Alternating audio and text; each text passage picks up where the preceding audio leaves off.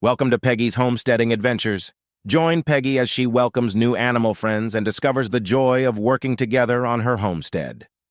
Jasper the donkey arrives at Peggy's homestead, his gentle eyes full of gratitude. With patience and treats, Peggy teaches her chickens to come running at the sound of her voice. Peggy and her friends work together, hammering posts and stretching wire to protect her crops.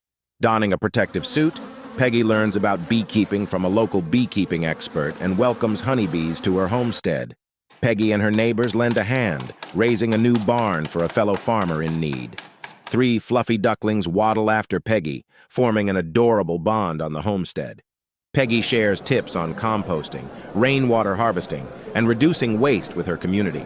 Peggy marks a winding trail through her woods with signs identifying native plants and wildlife. Biscuit, the goat, eagerly navigates obstacles, earning cheers from the crowd and a ribbon for Peggy. Thinking about her animal companions and supportive neighbors, Peggy smiles, grateful for the teamwork and friendship. Thank you for watching.